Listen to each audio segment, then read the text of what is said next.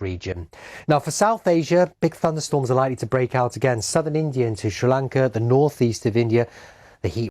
But we hold on to low pressure for southeast China. Here it'll be cloudy and wet, fairly windy at times. For Australia, high pressure dominates the scene across central and southern areas, so largely dry here. We'll have further heavy tropical rainfall into northern Queensland on Friday. And the weekends on BBC World News.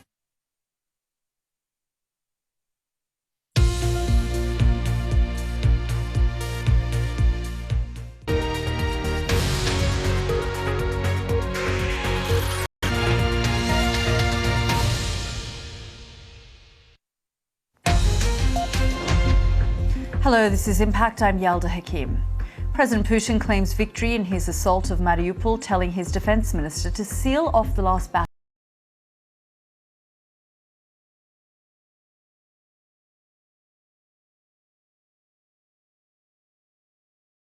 under Ukrainian control. Who won the only televised presidential debate in France? Emmanuel Macron and Marine Le Pen faced off just days before the crucial second round vote. And Manchester United confirmed the current Ajax coach Erik ten Hag will be their new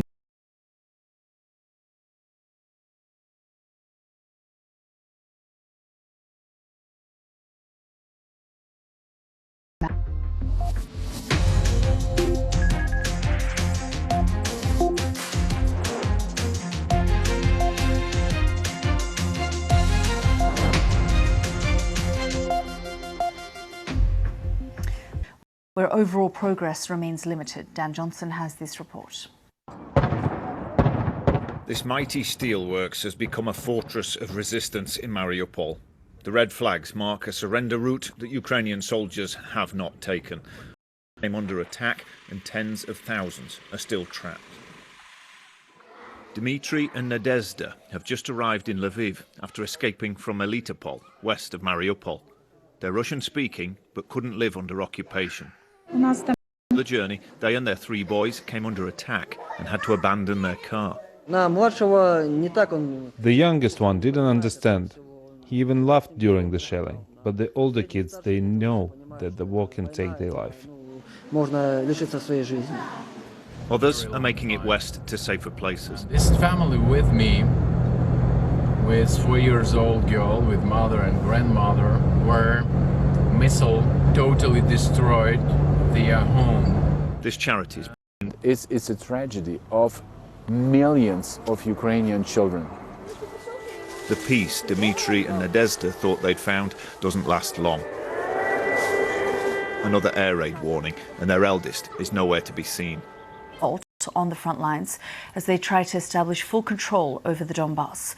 Well, let's go live now to Severodonetsk and speak to the head of the district state administration, Roman Vlasenko. Thank you very much, sir, for joining us here on the program. We know that the situation in Pasnand-Rubizhna areas. Do you have Ukrainian forces fighting the Russians at the moment, or you know, I just want to understand, alongside the shelling where you are, how is the region, and they are fighting back with giving a big fight to the Russian troops. Are you concerned, though, given the fact that the Russians now control? Move back, but today, at the moment, the positions that were put in place are the same for the last 50 days, and our army.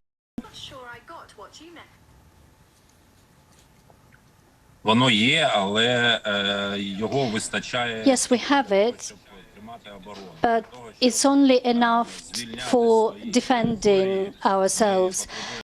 The necessary weapons and ammunition so that we could liberate our country from the invaders. And if there is an attempt to get more equipment to you and more supplies, is that even possible given the ongoing to fight back? If we have the necessary weapons, we will liberate Ukraine from the Russian troops. And currently, how many fighters do you have on the ground? On the other side, if you compare the numbers of Russian troops and Ukrainian army today, the numbers would be equal. Okay, so you've got equal number of fighters. Якщо ми кажемо про цивільне життя, то так, if we are talking about civil population, civilians, then yes, we do have a problem with communication. Military operations that are in place are preventing us from supplying all the necessary means to the civilians and to arrange evacuation of civilians. And just tell me, the normal civilians there?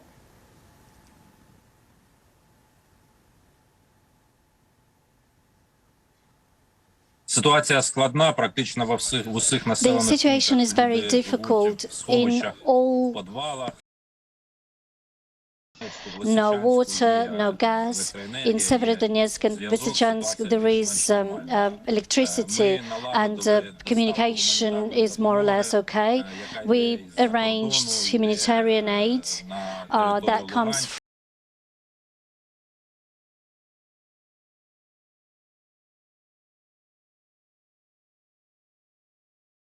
working together with the volunteers and our police and firefighters, military.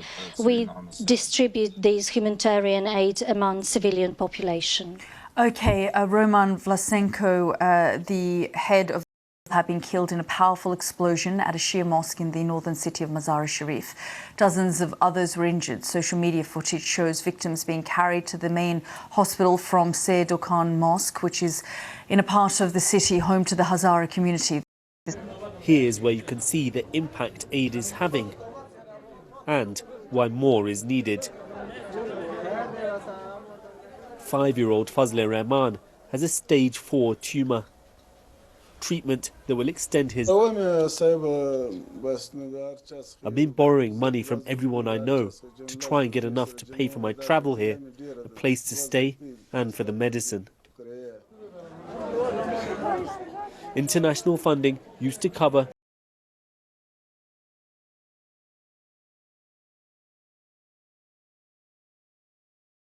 And just only for our salary we have budget. For other item we didn't have any budget. So you mean your budget is zero? Budget is zero, yeah. There is an urge grappling with whether or not to do the key things that would be necessary to achieve that, unfreezing Afghanistan's foreign reserves and resuming wider development funding. These are decisions made all the more difficult by the fact that Taliban are growing increasingly hard lines.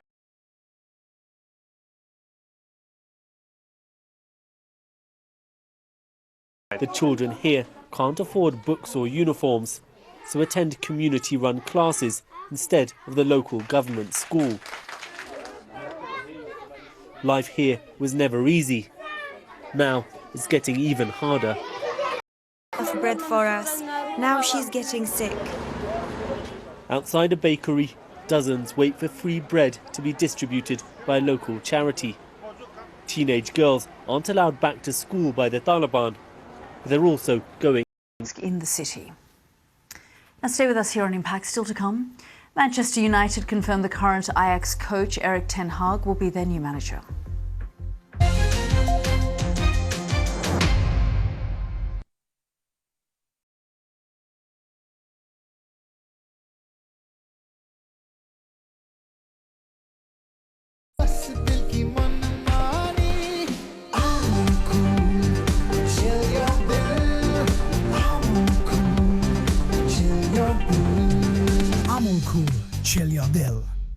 Our company's doing enough to make us protecting the flow of gas funds to Russia.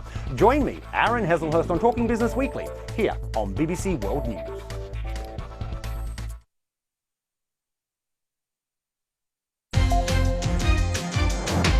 This is right leader Marine Le Pen performed better than 5 years ago. Here's Jessica Parker. Bonsoir et bienvenue à tous pour ce grand débat du... This TV debate's been a fixture in French presidential elections since 1974. Kings were traditionally crowned, and as France chooses its next president, we got together a group of voters with a range of political views to see what they made of the big TV debate. First up, the cost of living. Live free, and that I am a patriot because all my life I have defended France and all French people. They sparred over the environment, crime, the economy, and France's place in the EU. L'Europe, c'est pas... not do this in name, but it would take us out of Europe. They clashed too over Marine Le Pen's plans to ban the Muslim headscarf in public places. We have to liberate women. We have to fight back against him. You vote for Le Pen? Yes. Before the debate, I said that I was undecided, but even now I can't say if I'm going to vote for Macron or for Le Pen. This was a long debate, nearly birthday today at the Sandringham Estate in Norfolk. This photograph has been released to mark the occasion. The picture was taken at Windsor Castle and shows the Queen with two fell ponies. It is, of course, a big year for Her Majesty, with all sorts of events coming up tomorrow.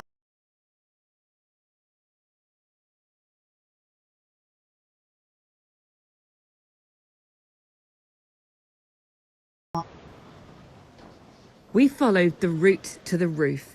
First, through the Diamond Jubilee Gallery to start the walk to the top.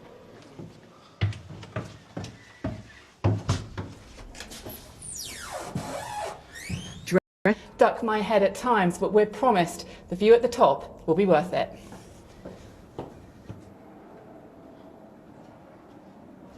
And as you step out, it is spectacular. The panorama... Westminster Abbey's offer to visitors, seeing somewhere that few others have ever been. For me, it's the sense of calm that's up here. So down Parliament Square, down on the floor of the Abbey can be very busy, full of visitors, full of life.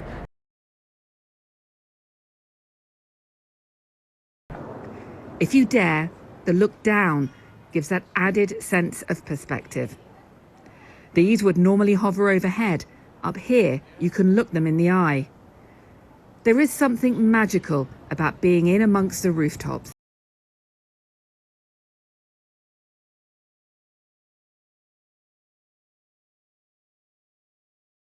Platinum Jubilee year. It is an opportunity to view this historic building in a different way. Daniela Ralph, BBC News, Westminster Abbey. Manchester United, one of the biggest football clubs in 2019, and has won 2 Dutch titles there. He will take over from interim boss Ralph Rangnick at the end of this season on a 3-year deal, which can be extended by a year. Our sports correspondent Andy Swiss says he has a tough job ahead of him. Well, they'll probably Champions League, and he's done it with a very young team playing an exciting brand of football, which is precisely what United fans here want to see. But make no mistake, he does face a huge challenge here at Old Trafford. They have not won a trophy here now for 5 years, and as you say, it has been another really disappointing season for them, highlighted by that 4-0 thrashing by Liverpool earlier in the week. So Erik ten Hag comes here with some... Before we go, I just want to bring you some breaking news. Ukrainian President Zelensky says Russia controls most of Mariupol, but Ukrainian forces remain in a part of it. That's after President Putin earlier congratulated his defense minister for taking control of the city in /news. Before we go, let's just show you these images as well of President Emmanuel Macron in the final days, really, of the French election, campaigning there. As we're reporting, he had a Sunday's second round runoff vote. You can also find more information on that on our website, alongside all the latest from Ukraine. You can get in touch with me on Twitter at BBC Yalda Hakim. But I'll be back in 30 minutes' time with all the latest headlines, business news coming up. Now, these thunderstorms are likely to be potent again as they spring up across southern and eastern areas on Friday. So an area of low pressure across the northern Stans will bring some wet, windy weather at times, scooping up some warm air ahead of it, though, with 26 degrees in for the next 5 days. Colombo We'll see thunder showers day on day. In Tashkent, temperatures fall a bit as that low pressure sweeps in. Some of the rain could be quite heavy into this weekend.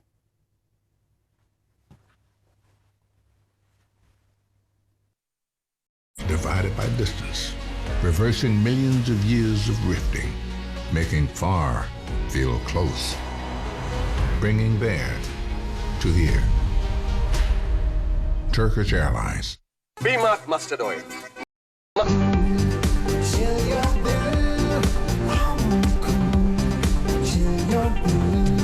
I'm cool. Chill your bill.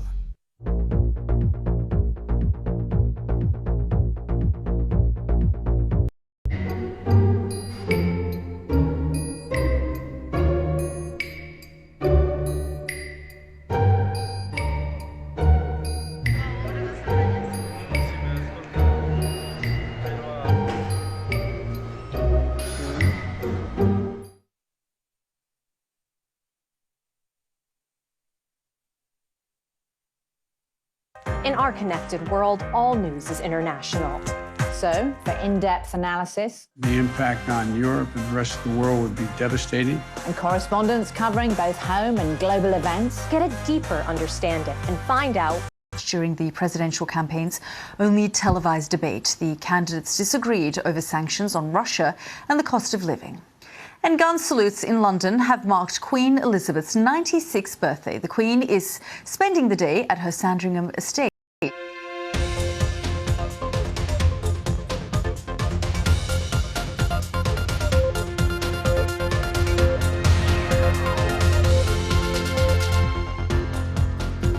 Global food crisis, millions, devastating sanctions from the Ukraine war.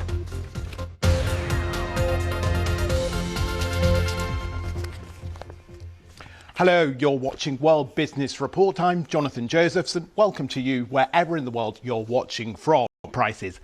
The head of the World Bank has told the BBC that it risks causing a human catastrophe, and that's because Ukraine is a huge exporter of food such as sunflower oil and wheat, and many of those supplies have been cut off from global markets because of them. That's obvious, and they get crowded out of the market. What are we talking about? A few million? We're talking about tens and tens of millions of people pushed into poverty, maybe hundreds of millions before it's done. We don't know how long, pretty large by historical standards. And so that's good. And there'll have to be a sharing process or a sales process.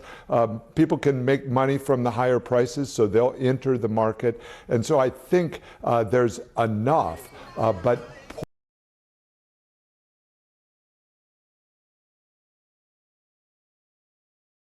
is the problem. On a year-over-year basis, we're looking at maybe 37% increase in food prices. That's huge, and it's particularly focused, magnified for the poor because they spend. It goes to food, and so when the food prices go up, it means they eat less and have less money for anything else, for schooling, and so that means that it's really an unfair kind of crisis. It hits the poor. Meaning nutrition goes down, but then it also becomes a political challenge for governments who can't do anything about it. They didn't cause it, and they see the prices going up. They want to subsidize it for their people. You can really separate out and treat the vulnerable within the population. That's going to be the best. That was the president of the World Bank, David Malpass, talking to our economics editor, Faisal Islam. Now, the governor of Russia's central bank has been in the country. Well, let's get more on this and turn to Chris Weafer, who is chief executive of Macro Advisory, which is a business consultancy focusing on Russia and the surrounding region. He joins us from London. Chris, thanks for coming on the show.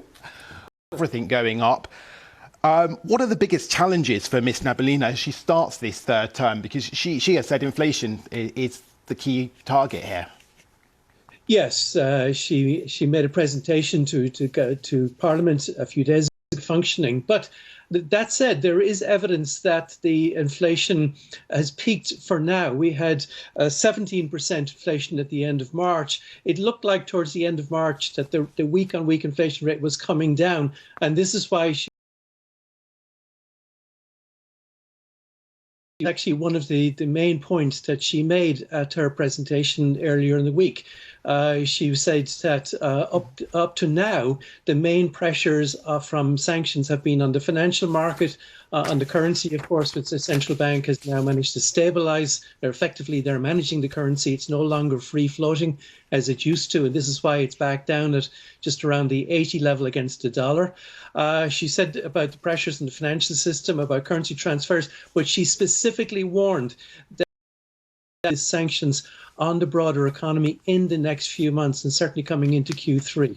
So lots of challenges there for the reappointed governor of Russia's central bank to deal with. Chris Weaver from Macro Advisory, thank you very much for joining us.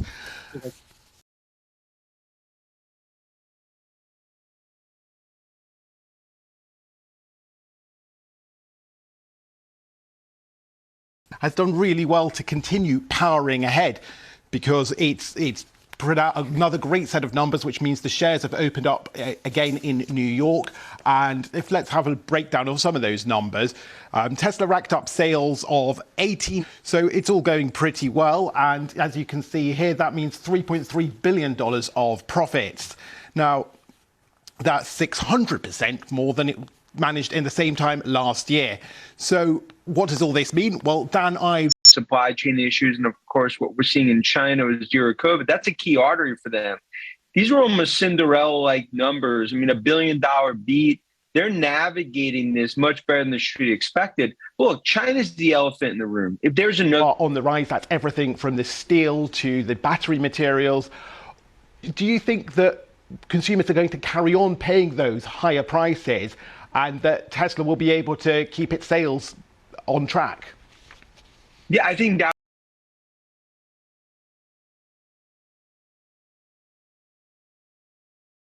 prices obviously saw a churn. You look at Tesla, I mean, they're raising prices, really no impact to demand, actually demand increasing. I think it shows that they continue to have room to raise price higher because demand's outstripping supply right now by forest through the trees. I mean, this is really just a massive transformation story in the making. That was Dan Ives of Wedbush Securities. I'm on Twitter at Jonathan Josephs. There's plenty more on the website. Thanks for watching.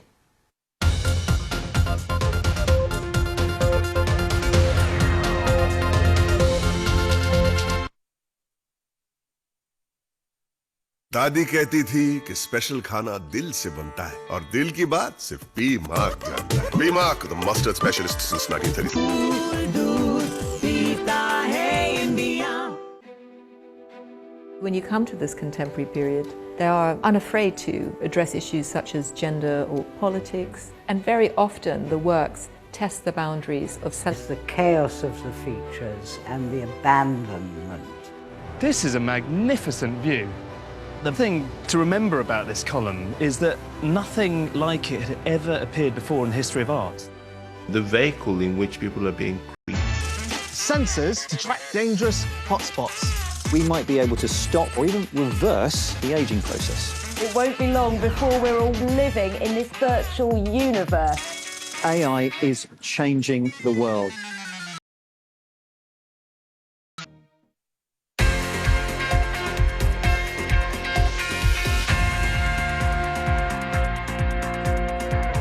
Hello, I'm Isaac Fannin, and this is Sport Today live on the BBC Sports Centre. Coming up on this programme.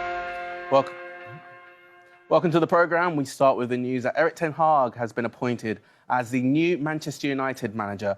Let's get the latest from Jane Dougal, who is live for us at Old Trafford. Jane, we knew he was coming to Old Trafford, and earlier on today, confirmation came from Manchester United that yes, he would indeed take up his duties at the end of the season, taking over from interim manager Ralf Rangnick. He is here on a 3-year deal, and he has issued a statement. In it, he says, "It's a great honour. I am hugely excited by the challenge ahead. I know the history of this great club and the passion of the fans, and I am absolutely determined to develop a team capable of a very different league." So we've been asking fans outside Old Trafford how they feel about this appointment. He's very good with the youth players and stuff like that. He brings youth through and stuff. He's done really well the last couple of years, but really happy. To bring it back to the Alex Ferguson days.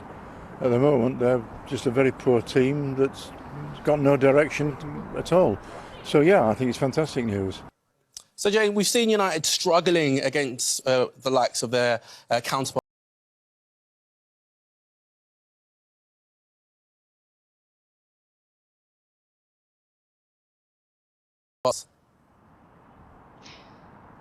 This is a huge challenge, isn't it? Manchester United 6th in the English Premier League at the moment with 5 games remaining in the season.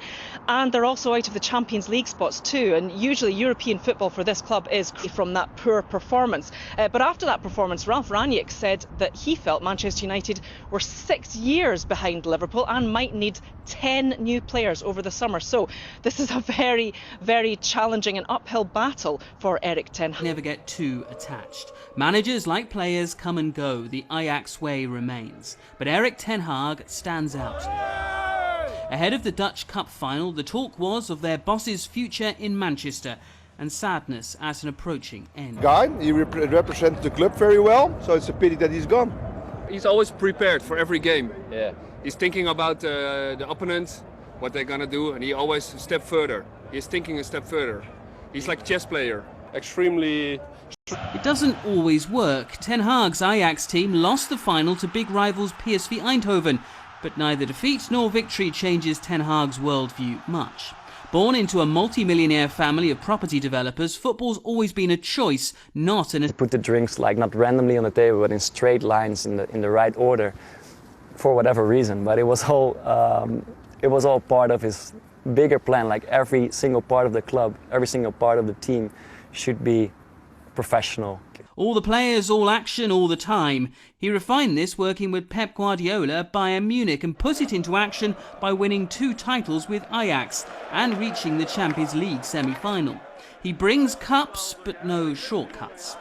Every stage comes, those superstars like Manchester United always want for their fans do not always mix and fit with a style where total football is required, where 11 players have to fit into the format and ideas. And can apply what he's done here to a very different footballing landscape in Manchester could well be the biggest challenge of his career.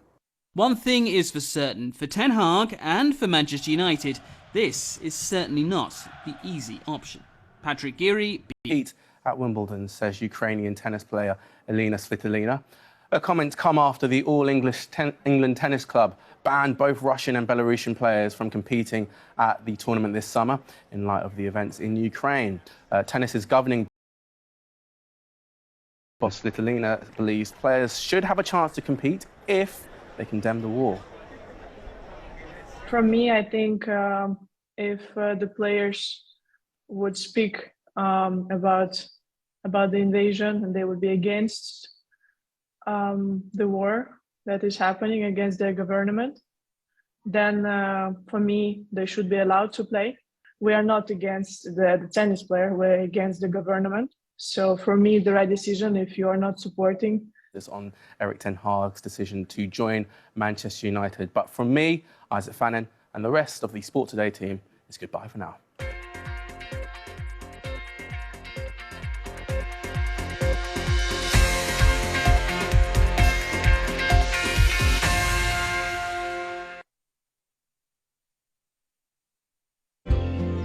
Warm memories wherever you go.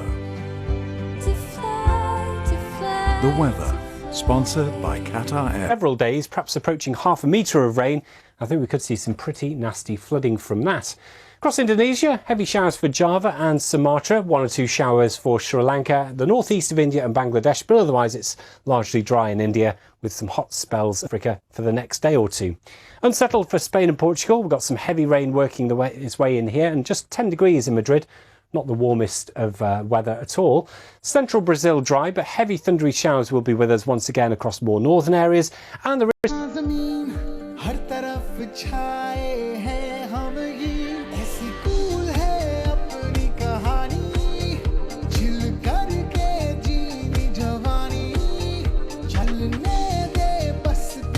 woman or man or child made those marks for a reason.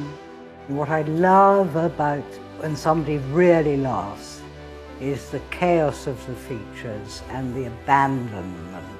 The vehicle in which... And culture on BBC World News.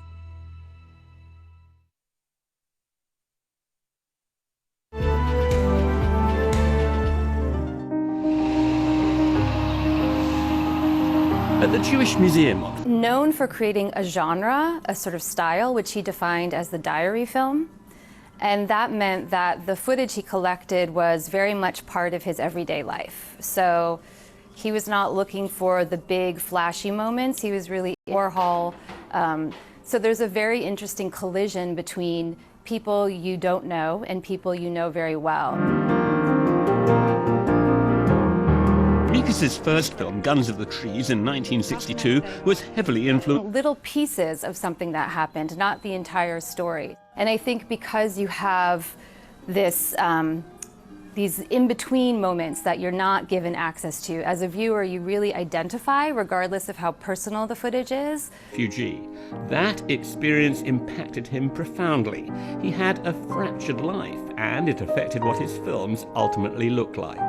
The work is not linear. It's really a collage of time and place and people and events. And so you do at this museum here in New York City, where several of his films are being shown. But he also had an agenda. He didn't like the strictures imposed by Hollywood. He wanted to liberate cinema. Were attacking subject matter that was about gender, race, sexuality, not mainstream labor, a lot of work by women filmmakers who were people that were outside or marginalized in some way were very important to him.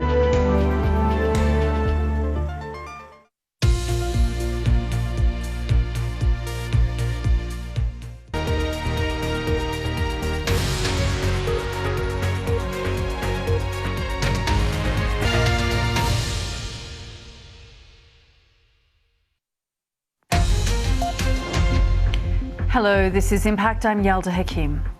President Putin claims victory in his assault of Mariupol, telling his defense minister to seal off. Consider the proposed storming of the industrial zone unnecessary. Block off this industrial area so that even a fly cannot escape. These are live pictures from Washington, where President Biden is expected to announce new military aid package for Ukraine. That's all coming up here on Impact.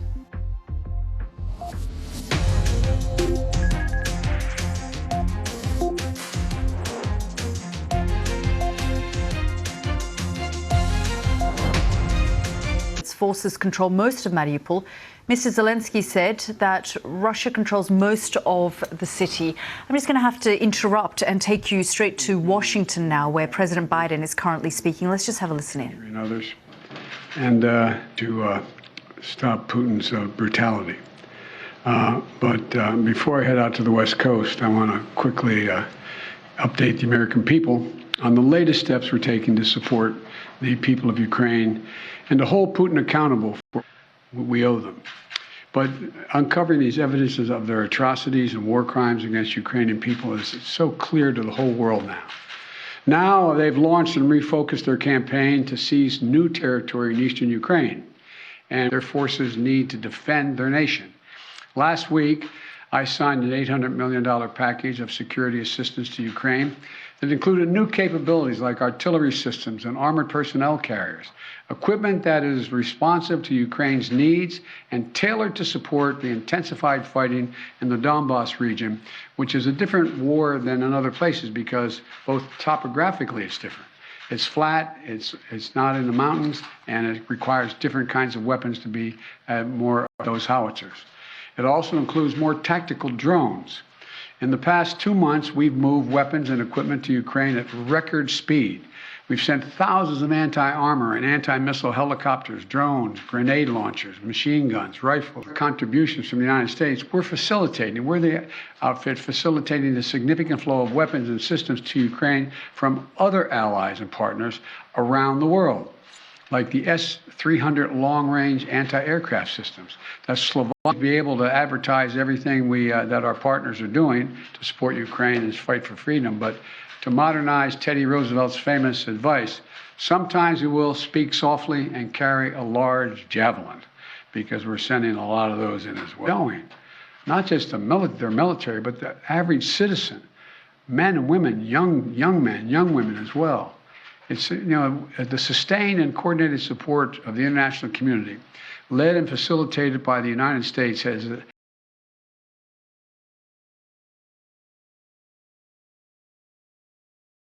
of our armed forces can be proud of the fact that our country's generosity and the skill and service of our military helped arm and repel Russia's aggression in Ukraine, to beat back Putin's savagery that tried to seize Ukraine's capital for the Ukrainians.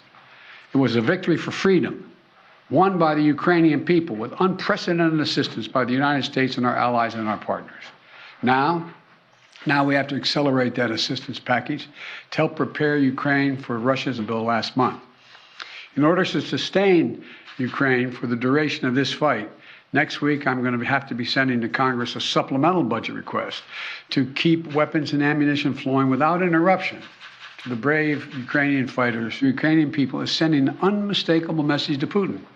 He will never succeed in dominating and occupying all of Ukraine. That will not happen. In addition to bolstering Ukraine's resistance on the battlefield, we're also demonstrating our support. This is money the government can help use to stabilize their economy, to support communities that have been devastated by the Russian onslaught, and pay the brave workers that continue to provide essential services to the people of Ukraine. You know, these past weeks of the 21st century is just... Last month when I was in Europe, I announced that the United States would welcome 100,000 Ukrainians so that we share in the responsibility of supporting Ukrainians fleeing Putin's war machine. A new program to enable Ukrainians seeking refuge to come directly from Europe to the United States. This new humanitarian parole program will complement the existing legal pathways available to Ukrainians, including immigrant visas to the people of Ukraine, and need not go through our southern border. We're also continuing to ratchet up the pressure on Putin and further isolate Russia on the world stage. Yesterday, the Treasury Department rolled out additional measures to crack down on the entities, and Russian interests will be allowed to dock in the United States port or access our shores. None. This is yet another critical step we're taking in concert with our partners in the European Union, the United Kingdom, Canada, and further to deny Russia the benefits of international economic system that they so enjoyed in the past. We don't know how long this war will last, but as we approach the 2-month mark, here's what we do know.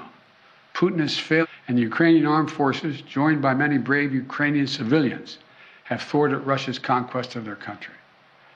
They've been bolstered from day one by an unstinting supply of weapons, ammunition, armor, intelligence from the nations of the... He's betting on Western unity will crack. He's still betting on that. And once again, we're going to prove him wrong. We will not lessen our resolve. We're going to continue to stand with the brave and proud people of Ukraine. We will never do that. So again, I want to thank the American people. Thank the American people for their support of the Ukrainian people. This is our responsibility, it seems to me, and we've been able to hold the whole world together in this effort. And so there is no evidence yet that Mariupol is completely fallen. Mr. President, on Title 42, sir, are you considering delaying lifting Title 42? No, what I'm considering is continuing to hear by the Justice Department, because as a matter of principle, we want to be able to be in a position where if in fact it is strongly concluded by the scientists that we need Title 42, that we be able to do that. The question is, are we going to continue to maintain the support of the international community and keep the pressure on Putin to prevent him from overrunning? So far, so good. Thank you very much. How much money are you going to ask for in the supplemental? How much money in the supplemental? You're listening there.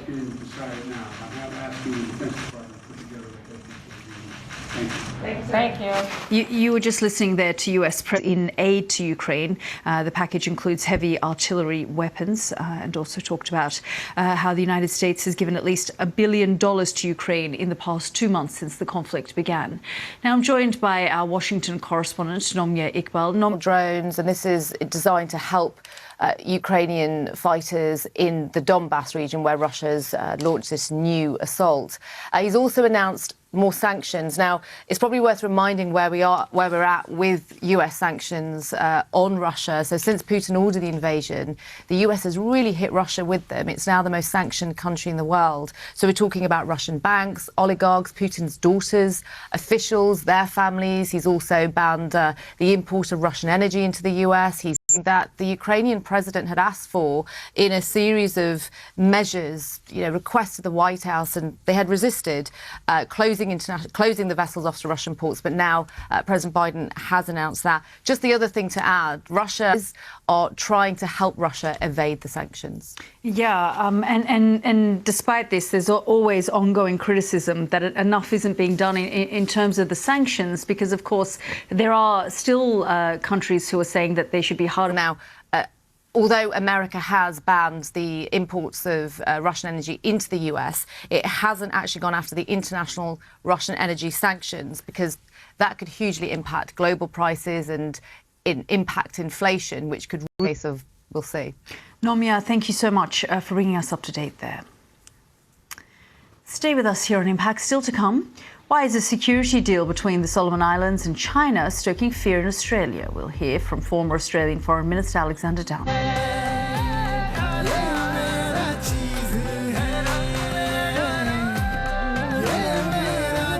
वही स्वाद नया अंदाज अमूल चीज ये मेरा चीज है. Having a global perspective creates a This is Impact on BBC World News. I'm Yalda Hakim. Campaigning in the French presidential election is on its final stretch before Sunday's vote. Opinion polls suggest Emmanuel Macron won last night's. They faced each other 5 years ago. She floundered. Millions were watching to see what would happen this time. I'm in Reims, northern France, and this is the famous cathedral where French kings were traditionally crowned. You took a loan from a Russian bank. When it comes to Russia, you don't talk to other world leaders. You talk to your banker. He knows perfectly well that I'm a woman who is absolutely and totally free, and that I am a patriot. Crime, the economy, and France's place in the EU. Europe is not all or nothing. I want to stay in the European Union. I want to change it profoundly. Votre projet, quand on remet your plan. The principle of equality means that if you follow this logic, Madame Le Pen, you will ban all religious symbols from public spaces and not only the hijab. You're going to start a civil war. Who do you think won?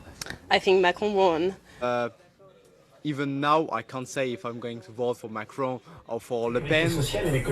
This was a long debate, nearly 3 hours. France chooses in 3 days. Jessica Parker, BBC News in Reims. Presence less than 2,000 kilometres away, and the United States said that such an agreement could increase destabilisation within the Solomon Islands, will set a concerning precedence for the wider Pacific Island region.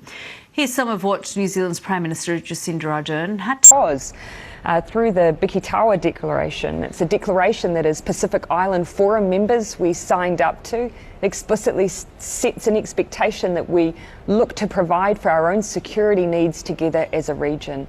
And you can worrying because what Prime Minister Sogavare, the Prime Minister of the Solomon Islands, has done is inject an element of, if you like, geopolitical rivalry into the region, which is incredibly unhelpful. I mean, he must know who designed the regional assistance mission in the Solomon Islands to end a civil war there and to bring peace and stability to the Solomon Islands.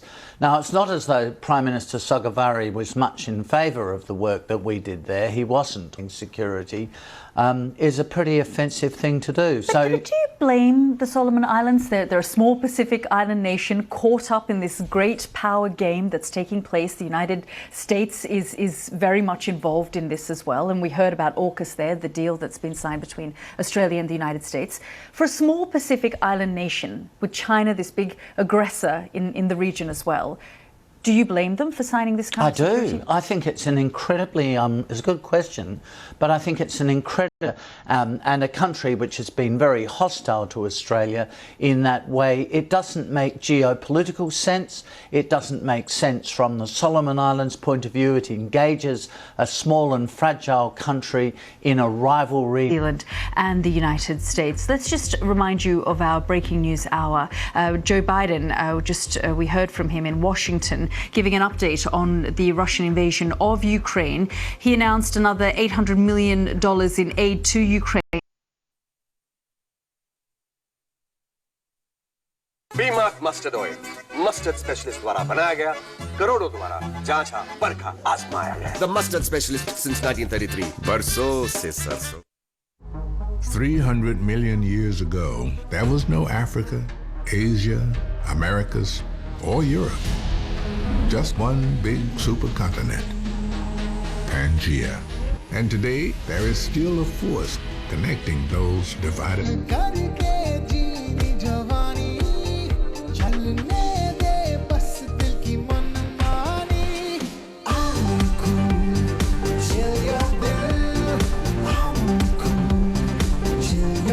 Beautiful, beautiful, so enigmatic. A Neanderthal woman or man or child made those marks for a reason. What I love about when somebody really laughs is the chaos of the features and the... Need your fix of the beautiful game? Then head to the BBC Sport website and app. With goal alerts, score predictions and top punditry. Go online or download the app now. Mr. Biden said the US is sending weapons directly to the front lines of freedom. The French President Emmanuel Macron and his far-right challenger Marine Le Pen have clashed during the presidential campaign's only televised debate. The candidates disagreed over sanctions. Now on BBC World News, Hard Talk asks tough questions in interviews with people who are shaping the news.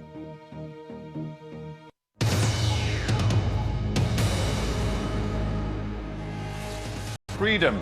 The Islamic Republic has imprisoned citizens from the US, Britain and a number of other countries for spying. Now, the charges may be trumped up, but Tehran's determination to use Western prisoners for political purposes is such a shattering ordeal.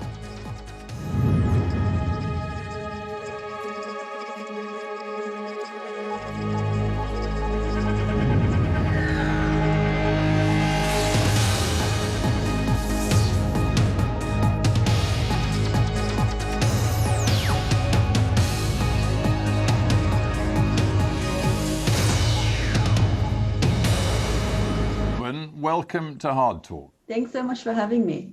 It's a real pleasure to have you on the show. It is pretty much a year and a half now since you were released from imprisonment in Iran. How much distance do you now... Sometimes I have to pinch myself and remind myself that I've actually gone through that terrible ordeal and that experience in real life. You did say a little while ago, you said when you're first released, you think that you're going to be shattered, you're going to be broken, but actually that's not... Be free. I was on this incredible high for probably 6 months. I was completely unfazed and unflappable by anything or anyone. And I was just glorying in my freedom and luxuriating alone. So there were definitely echoes reminiscent of my time in prison, although obviously being in your own home is infinitely preferable to being locked in a prison cell. And that was a wake-up call to me and just sort of brought me back down to earth and made me... Do you think you were naive to think that it would be okay to go to Iran with your background, given that you had spent time studying in Israel and in the Arab world? You were a fluent Hebrew speaker, a fluent Arabic speaker. You were married, newly married to a man who was an Israeli Russian. To the Iranians, did it not seem to you that these could all be red flags? Certainly from the perspective of the Iranian security services or interrogators, I do think that would have been a red flag. Concerned about this, but I had nothing to hide. All they needed to do was Google me to see what my area of research interest is, for example, and what countries I visited. I mean, I'd written about it. So I went to the Iranian embassy in Canberra and deliberately applied in advance from Israel, and that's where he was living. And, you know, I was making it I completely take all of that, but the context, I mean, the context is a country you intended to visit, which clearly, you know, has a government and again, I'm just wondering I actually didn't know much about Nazanin at all. I'd never actually heard of hostage diplomacy. I'd never heard that the Iranian regime takes innocent foreign nationals or to mine a news story for 24 hours. Certainly in 2018, when I traveled to Iran, I don't recall her situation being in the news over here. And even I know there's a lot of coverage of arbitrary detention of innocent foreigners for its own nefarious purposes. And I would caution anybody from traveling to Iran, whether they visited Israel or not. You know, it's not important, even the story, because they can concoct anything. They can never visited Israel. So I don't think it's necessarily relevant. They will take you and they will do what they want with you, and they will use you as a bargaining chip to extract concessions from your government, regardless of, you know, what country you may have visited 10 years earlier or not. But you were in real deep trouble. Yeah, I feel like in my gut, I knew I was in deep trouble from the first day of my arrest. But my mind, my brain just could not compute. I had no context. I didn't know who had arrested me. The group that arrested me, the Islamic Revolutionary Guard Corps, they were wearing plain clothes. They didn't show me any badge, any license, any official paperwork, nothing in English anyway. They used the constant interrogations, the threats, the insinuation that you could be locked up pretty much forever, the sleeplessness, the lights on all night. You know, there were the horrible hygiene conditions, the insanitary conditions. I felt broken many, many times. I felt complete and utter despair.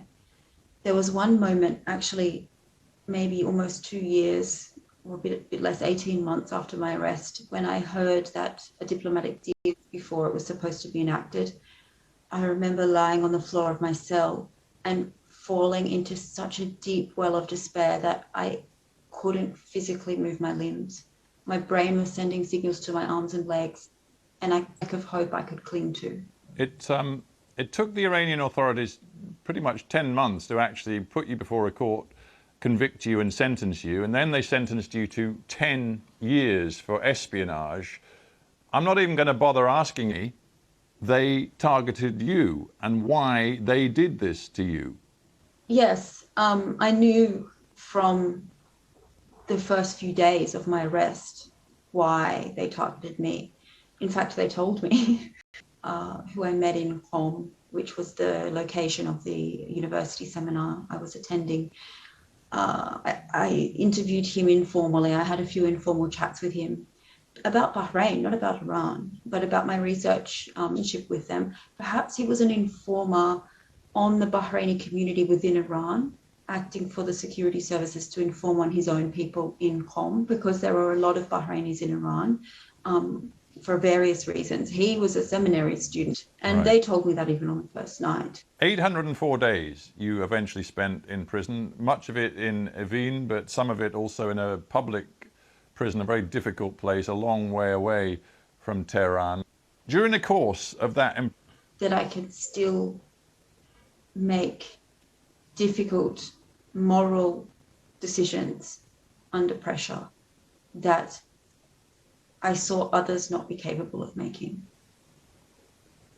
was because I understood that the whole thing was a stitch-up, and I didn't want to just be a passive victim sitting in my cell waiting for bad people to do bad things to me. I wanted to at least stand up to those people and claw back a shred of my own integrity in doing this. Diplomacy being the best way out of this. You disagreed with them, but the truth is that Australia knew very little about your case for many months. And this is mirrored with, we've already talked about Nazanin Zaghari-Ratcliffe, the advice that was given to her by the British government. For pulling off what was quite a remarkable trilateral deal, a trilateral prisoner exchange for my release. Yeah, and to be clear about that, because we need to let our audience know, Kylie, in the end you got out because there was a de facto deal done. Disputing that it ever works. I think we need to always approach these cases of arbitrary detention on a case-by-case basis. But in the case of Iran, which I know well, I know the stories of many others, I'm in touch with them, with their families, psychological or physical torture, these kinds of issues, when foreign media, as well as foreign governments, focus on it, actually the prisoner situation improves. That was my experience. So this is the message that's being given to families by the British government, by what are you doing, what are you not doing to get this person out? Are you doing enough? Could you have done more? Nobody wants that kind of scrutiny. But I don't think, I think it's up to the governments themselves to make the argument that this is in the person's interest. Right. And unfortunately, I'm critical of that. I don't think it's the right approach. I want to bring it back at the end, Kylie, to the personal. You said to me very powerfully that, I learned a lot about myself, and I actually, in some ways, it made me a more confident person, confident of my own strength. Relationships with family. How tough has that been? It's been really hard to grapple with. I think, in a way, coming home after such an experience, you don't prepare yourself for it, because when you're in prison, and obviously it's the most important thing, your freedom, but then what comes next, it is often confusion, it is often a sense of dislocation, I had the sense that I was thrown into prison and everything froze for me, but the world moved on in that 2.5 years. And other than losing, 2.5 years of pop culture and history and world events and developments and music and film and what has sped forward in time, and you've remained in that place. And that's just profoundly disorienting. Is your life going to go in a very different direction now? Is it going to be, a transformed life? Yes, and push forward, onwards and upwards. And I don't want my life to be so radically changed that I change as a person. I would like to go back to a normal life, and I would like to carry on as though this horrible ordeal was just a footnote in the history.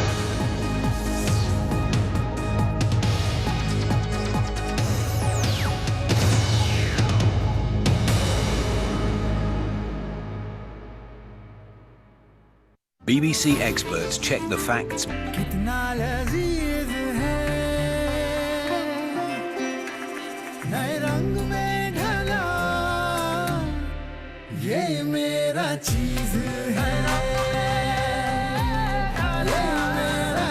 और दिल की बात सिर्फ B mark जानता है. B mark, the mustard specialist since 1933. बरसों से सरसों.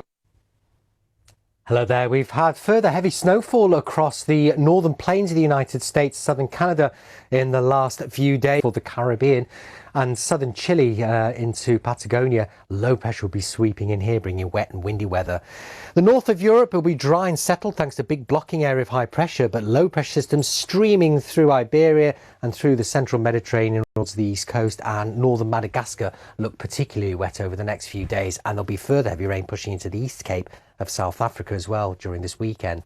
The Middle East largely fine, dry, settled and sunny. The temperature's a little bit higher than average across the east of New Zealand's North Island. Will slowly move away to allow for some drier and settled weather this weekend.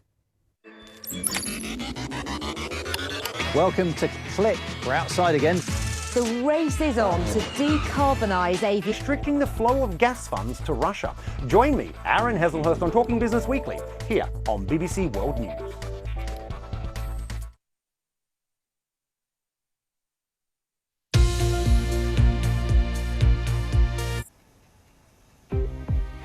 This is BBC World News. I'm Matthew Emreliwala. President Biden announces another $800 million of military help for Ukraine, saying we're now in a critical window. Now we have to escape. We'll be live in Washington and Moscow. Ukraine's Prosecutor General also joins us live on today's programme. Also in Global, more than a third of Afghans no longer have enough money to buy food. The World Bank warns the...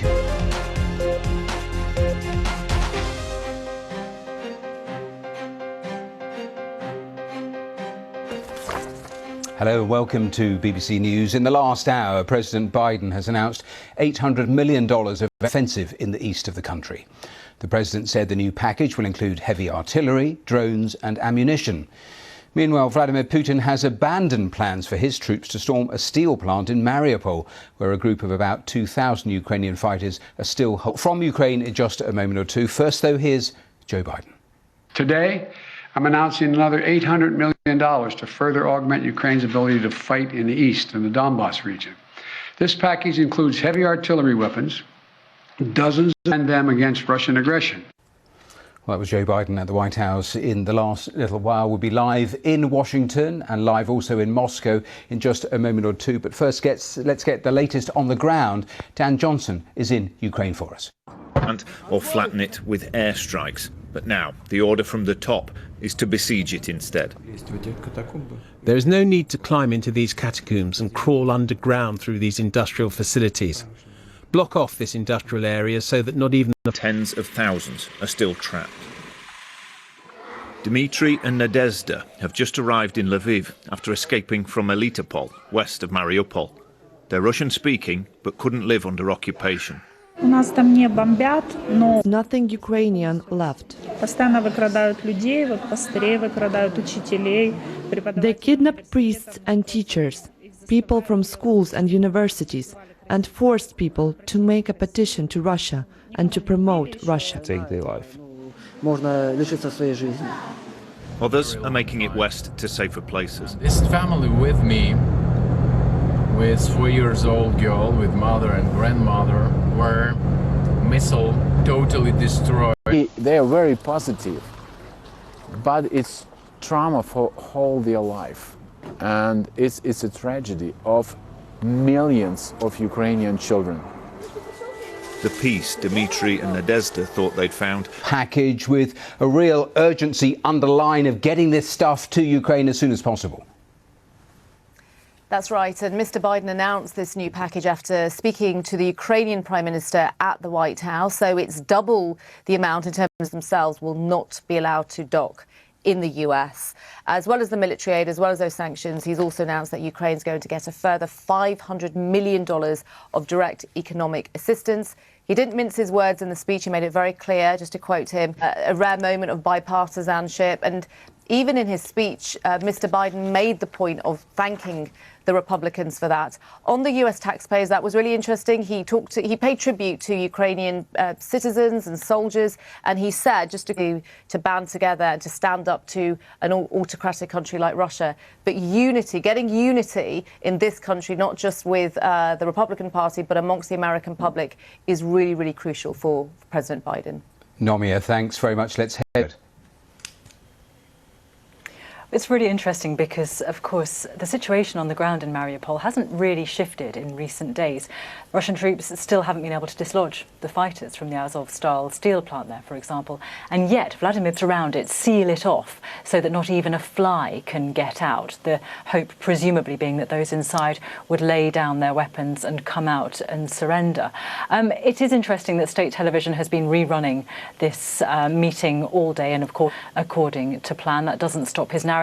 And I do think it's really significant that today we saw the Vladimir Putin commander-in-chief that we don't often get to see. He pops up a lot talking about the economy, about the future of Russian society, but we rarely see him Venda Kitkova, thank you very much, Prosecutor General, for joining us here on BBC News. Lots to ask you about.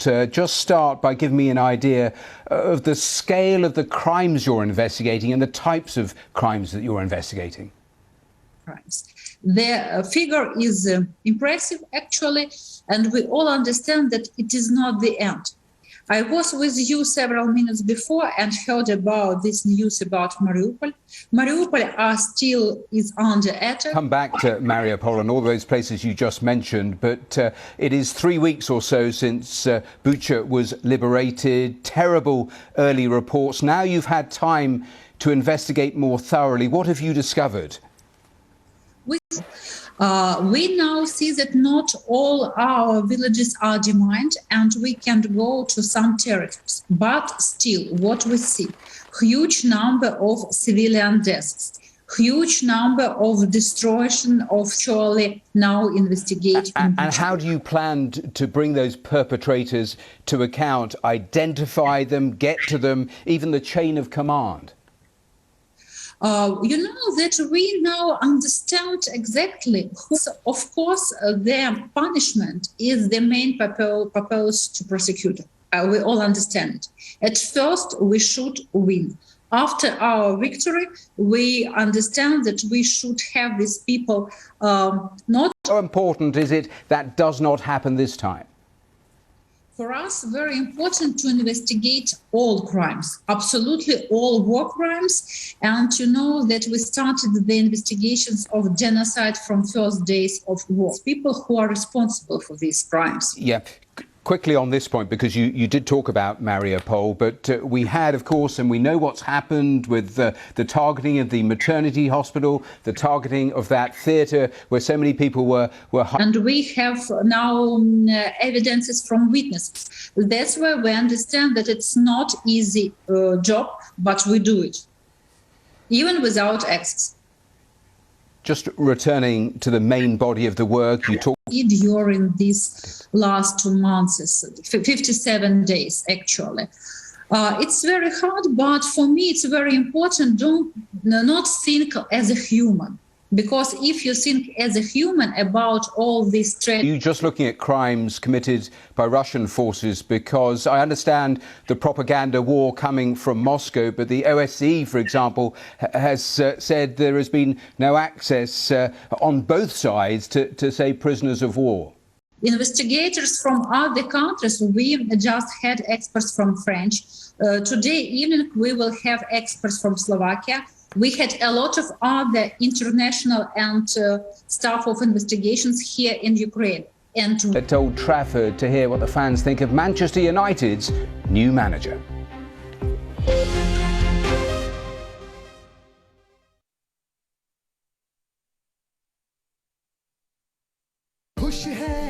Is aviation. It's like technology telekinesis. Sensors to track dangerous hotspots. We might be able to stop or even reverse the aging process. It won't be long before we're all living in this virtual universe. World News. The World Bank has warned that more than a third of Afghans no longer have enough money to feed themselves. Last month, donors pledged more than $2 billion for immediate support for the country. Let's get more from Secunda Kamani in Kabul. Man has a stage 4 tumour. Treatment that will extend his life is free, with the Red Cross funding essential hospital services. But his father, a farmer from the remote west of the country, is struggling to pay for the drugs he needs, his foreign reserves frozen. Patients like this woman are selling everything they own to pay for medicines that in the past would have been provided for free. Unfortunately, we didn't have enough sufficient budget. Well, the decision's made all the more difficult by the fact that Taliban are growing increasingly hard line. It's the most vulnerable who are suffering. On the edge of Kabul, a camp for families left displaced by violence. Here was never easy. Now it's getting even harder. Things are getting worse. My mom can hardly find enough bread for us. Now she's getting sick. Outside a bakery, we're also going hungry. Sometimes my children eat, sometimes they don't, one woman cries. Secunda Kamani, BBC News, Kabul. Now to sport, and fifth boss since Alex Ferguson and the glory days. Let's go to Old Trafford and our sports presenter Jane Dougal, who is there for us. And Jane, that humiliating defeat to Liverpool probably accelerated this announcement. But what is the club saying about the man they've actually... That he would be starting at the end of the season. We knew that United were looking for a new permanent manager because Ralph Rangnick is only the interim manager, of course, taking over from Ole Gunnar Solskjaer. We've heard from the man himself. He has said in a statement, what do we know about him? As the head coach of Ajax, he has had some considerable success. He joined in 2017, winning 2 league titles and 2 cups with the club. They're currently top of the Eredivisie, but perhaps his... Well, as they used to, and I don't know. I don't even know if it's the manager or it's the team. I don't know. There's a lot of work to be done anyway. If you can bring a team like Ajax to the Champions League semi-final when he could probably bring us to the final. To be done in terms of overhauling that underperforming squad. Ralf Rangnick saying they needed 10 new players. We'll have the latest on all our headline stories, much more on Ukraine here in just a moment or two. Don't go away.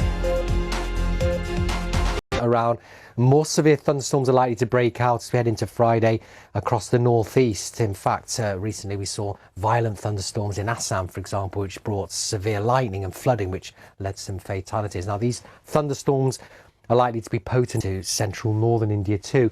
Western Ghats see plenty of sunshine, variable cloud. There will be a few showers around, but it's southern India, Sri Lanka and into the northeast corner, which will see the intense thunderstorms around. Frequent lightning, maybe large hail and some torrential low. खुश है ये आसमां ज़मीन हर तरफ छाए हैं हम ये ऐसी कूल है अपनी कहानी cool chill your dill. When you come to this contemporary period, they are unafraid to address issues such as gender or politics, and very often the works test the boundaries of censorship and control. There it is. It's beautiful, beautiful, so enigmatic. A Neanderthal woman or man or child made those marks for a reason. Well, I try to paint the act of someone laughing. I mean, what I love about and sometime. What are you doing about it? This question is without context. What the turnout was, it was over 70%. You know how many seats your party got? 0, Mrs. We failed to win seats, but we got more votes than previous election. It's a risk you're taking. I take risks. Hard Talk, this week on BBC World News.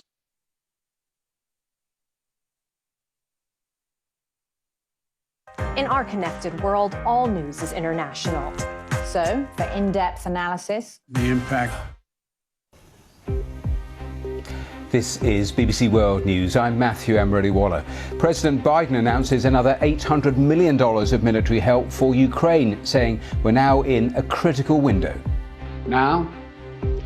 Russia abandons plans to storm the steelworks in Mariupol, where Ukrainian fighters are holding out, but there was this ominous warning from Vladimir Putin.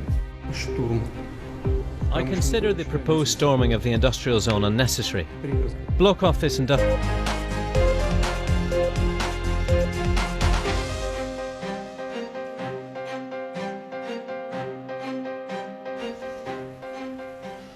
Welcome back to the programme. President Biden has announced $800 million, where a group of about 2,000 Ukrainian fighters are still holding out, along with a number of civilians. And in its latest intelligence update, Britain's Ministry of Defence says Russian forces are now advancing into the Donbass in the latest phase of their invasion, putting the pressure on Ukraine's allies to increase the level of military aid to Kyiv. Well, a little earlier in the week, Joe Biden committed 18 pieces of howitzer heavy artillery and, as you saw in the last hour or so, announced those plans to request an additional 800 to be sent to Ukraine, with Berlin sending weapons to Ljubljana. Well, let's speak now to Lieutenant Colonel Tyson Wetzel, retired Air Force commander and now senior US Air Force fellow at the Atlantic Council's Scowcroft Center for Strategy and Security. Welcome here. Well, Matthew, first off, thank you very much for having me. I do want to just correct you. I am still an active duty officer, just spending a year at a think tank here in D.C. So I'm speaking on my own behalf and not the Department of Defense. But in the last hour, the Department of Defense has announced 2 more announced in this next batch of 800 million, as well as 144,000 rounds of heavy artillery. Additionally, another 120 plus tactical unmanned aerial systems. This is the type of the equipment that is coming in is through the far west of the country in Lviv. So you have overland supply lines. You're talking well over 1,000 kilometers. It's going to take some time. It's going to take some days. This aid doesn't get there immediately. The hope is that the Ukraine fires and really a stronger than anticipated defense. So if they can hold out for a few more days, there's more equipment that is coming. It's also worth noting that it's not just the United States. More than 30 nations from the West, in particular in Europe, have been sending aid as well. I'm with you. My own personal opinion, I think aircraft and helicopters, especially ground attack variants, is incredibly important in this phase of the conflict. You were talking about Mariupol. Let me ask you about what we heard from President Putin. That's what he's going to do. It's the same tactics we've seen in Grozny in Chechnya and Aleppo in Syria, mass devastation with no care at all for civilian casualties or collateral damage. And I think that's what you're going to see. He wants to take the town and he's only going to, or the city's only. It is absolutely the new phase of this. How difficult will it be for Ukraine to actually defend that territory? It's going to be very difficult. It's going to be a different fight than what we saw up north, where they were very successful in the defense of their major cities. They're now fighting against. Martin Wessel, it's good to talk to you. Thank you so much for joining us live there from Washington. Thanks for your time. Thank you, Matthew. Straight to breaking news from Westminster. Let me tell you that British MPs have agreed to refer the Prime Minister Boris Johnson to a parliamentary in the Downing Street parties taking place during coronavirus lockdowns. Of course, Boris Johnson paying a fine, and that whole debate about whether Parliament, a committee, the Privileges Committee, should be allowed to a very, very sparse House of Commons, because a little early in the day, well, the day started with the understanding the government would try to block this motion, would try to push it further back down the timeline. But actually, they withdrew their own amendment. And at that stage, it became clear that the opposition amendment was likely to get through. And actually, you had quite a lot of Conservative ruling members heading then back to their constituency. And in the end, it died to the House of Commons. Now, that is important because it is a new tranche of investigations. You have the police investigation that is still going on with the potential for more fines. You also have that trade mission to India, so well away from the House of Commons. But he said a little earlier in the day he had nothing to hide. But this has now gone through, and the interesting thing about this parliamentary committee, it does have powers. Hasn't been able to fend this off. It has been agreed to refer Boris Johnson to this parliamentary investigation committee, whether he lied to the Commons about Downing Street parties. Of course, repeatedly said there had been no parties in Downing Street. We'll be live at Westminster. On that Boris Johnson mission to India. Hello, everybody there. The US Treasury Secretary says it's been a productive week in Washington. Janet Yellen was talking about the annual spring meetings of the International Monetary Fund. A significant amount of our focus this week has been on Russia's reckless, devastating, and illegal war in Ukraine, and our allies coming together on what more we can do to support the Ukrainian government, to support Ukraine's economic needs in the short term and the long term. That was the US Treasury Secretary Janet Yellen. Our business correspondent Theo Leggett has been watching that as well and joins us now from the business newsroom. Committed to Ukraine. Now that's money for immediate needs to keep the functions of government going, and it's on top of another 500 million committed earlier in the year. But she made it very clear that that was just the beginning, and that she would be working with the US Congress would be enormous. And on that point, she was asked by one journalist whether assets that had been seized from Russia or that were blocked by sanctions could be used to mitigate some of the costs of the war.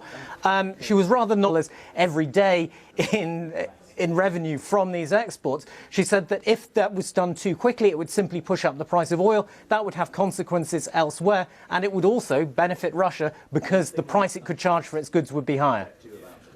He's on a two-day visit to the country to promote deeper ties, which he says can create thousands of new jobs. However, India has a track record of taking many years to agree any new trade deal. And there are disagreements between the two countries, with his counterpart Narendra Modi. Correspondent Nikhil Indamar is there with the latest. Big bang business deals, that's been the sharp focus of Prime Minister Boris Johnson's first day here in India, with about £1 billion worth of agreements that have been announced, with a off at the Sabarmati Ashram, which was home to Mahatma Gandhi.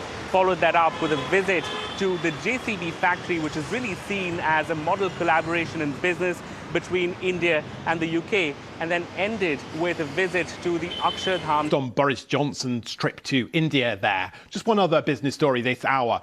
The governor of Russia's central bank has been reappointed for a third term in office. The State Duma, or the lower house of parliament, has given Elvira Nabiullina another 5 years as she tries to Actress Amber Heard.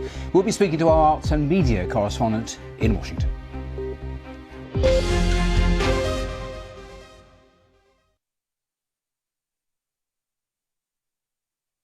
B-Mark mustard oil. Mustard. Show me burgundy sunset sky. Let's fly. One of every feather, one of every hue. I'd wait for you forever. No one can deny how it feels to fly, to fly, to fly. Airways, going places together. पढ़ता है खेलता है झूलता उछलता है दौड़ता कभी कभी दौड़ कराता है आगे आगे बढ़ता है इंडिया अमूल दूर. Welcome back to Global here on BBC World News. Our main headlines here. President Biden has announced an additional $800 million security assistance package for Ukraine. And Vladimir Putin changes tactics in Mariupol by ordering the blockade. Evidence has focused on the language the pair used about each other. Monster was something that which she stuck with, tried and true. I mean, she just stayed with that. Right, but you'd have to it accept came from you. The term unless came you from wanted you. to argue. The term came from you, didn't it? It's very probable. It's possible. It's probable that I might have used that word. Certainly. Essentially, what you're witnessing today is essentially a counterpoint to yesterday. Yesterday, Johnny Depp presented his side of the story, which he said he was very much a victim of domestic and separate incidents, and that he was essentially a man who retreated to the bathroom, retreated to other rooms to escape her, and he was the victim of domestic violence. All of that is now today being challenged by Amber Heard's lawyer. Showed lines of cocaine, and also at his communications with other people. For instance, the actor Paul Bettany, there was one exchange of text messages in which it is showed him writing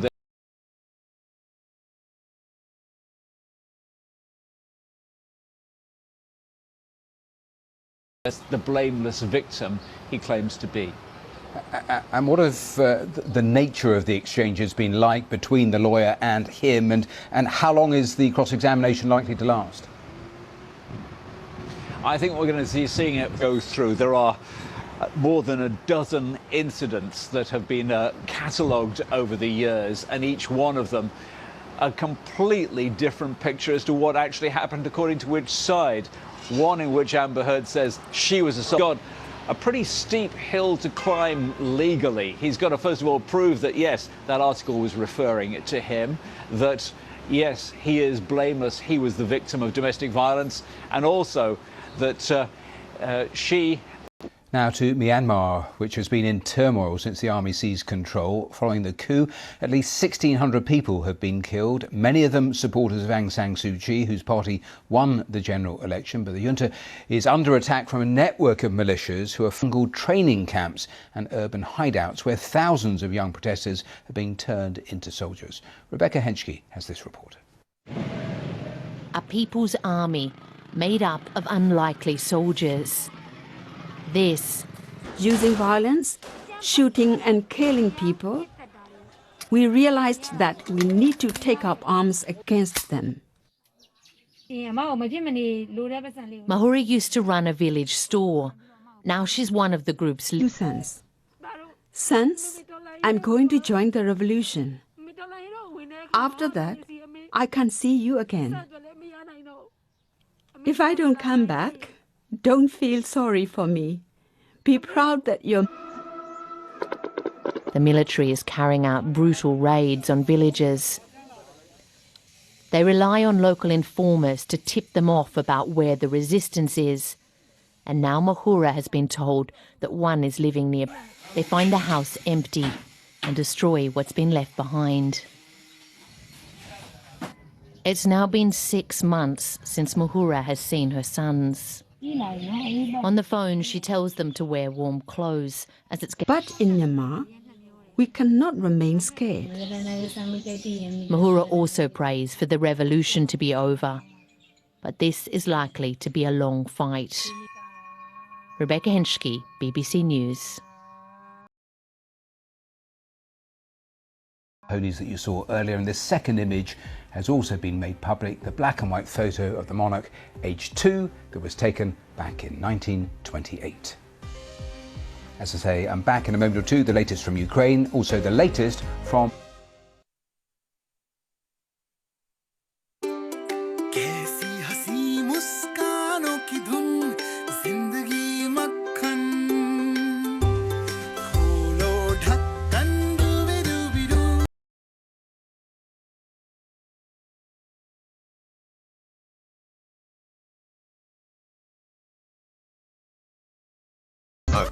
Remark, the mustard specialist since 1933.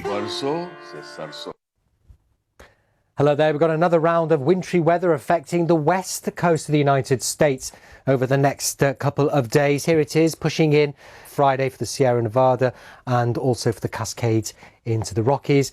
Meanwhile, we'll see the wintry weather ease away from the northern plains, but stays very hot across the deep south with a risk of severe thunderstorms into Friday.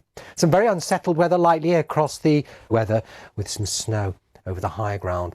European continent is definitely one of two stories. Blocking area of high pressure to the north brings dry weather. Areas of low pressure sweeping in through the Mediterranean will bring wet, windy weather to Spain, Portugal and into of Saudi. Otherwise, most places will remain settled with plenty of sunshine. South Asia will continue to see these thunderstorms brewing on Saturday. Sri Lanka also in the firing line for these, and there will be some intense thunderstorms to the northeast of India, Bangladesh. This weekend across New Zealand, the window fine weather, but some rain likely across the South Island later. As we face the world's greatest environmental challenges, what we need most is solutions. Our new website, Future Planet, brings you... As Russian troops retreat from parts of Ukraine, the shocking impact of the invasion is being revealed. These people have been escaping from cities that have been under Russian bombardment. The damage here gives a sense of how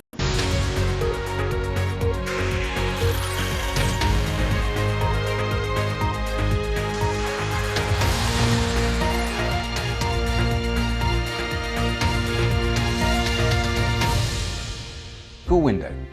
Now we have to accelerate that assistance package to help prepare Ukraine for Russia's offensive that's going to be more limited in terms of geography, but not in terms of brutality. Not in terms of brutality. It's all unnecessary. Block off this industrial area so that even a fly cannot escape. Russian forces are advancing from the east to the city of Kramatorsk. In a few minutes, I'll be speaking to the city's mayor. Our other main headline story.